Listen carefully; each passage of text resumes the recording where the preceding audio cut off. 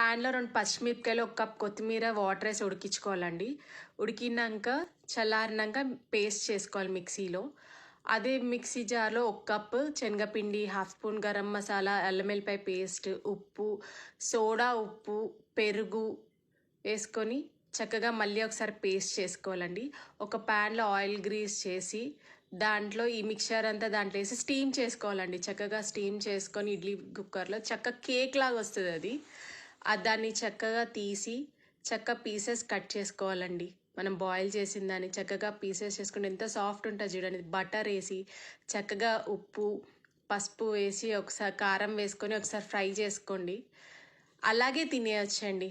మనకి ఇట్లా స్నాక్స్ లాగా చాలా బాగుంటుందండి. బటర్ఫ్లో ఫ్రై అయింది కదా, చాలా బాగుంటుంది అట్లా తింటే. మనం అలా కాదనుకుంటే కూర కూడా చేసుకోవచ్చండి. ఆయిల్లో ఆవాలు, జీలకర్ర వేసుకొని ఉల్లిపాయ పేస్ట్, కరివేపాకు వేసుకొని మగ్గినాక మనము పసుపు, ఉప్పు వేసుకొని అల్లం వెల్లిపాయ పేస్ట్ వేసుకొని మళ్ళీ ఒకసారి ఫ్రై చేసుకొని టమాటా పేస్ట్ వేసుకొని బాగా దగ్గరికి బాగా మగ్గినాక కారం వేసేసుకొని ఆ ఉడకబెట్టిన ఫ్రై చేసిన ముక్కలు వేసేసుకొని కసూరి మేతి వేసుకొని తగినంత వాటర్ పోసుకొని చూడండి, గరం మసాలా వేసుకొని లాస్ట్లో సూపర్ ఉంటుందండి కర్రీ. వెజిటేరియన్స్కి అయితే అద్రిపోతుంది.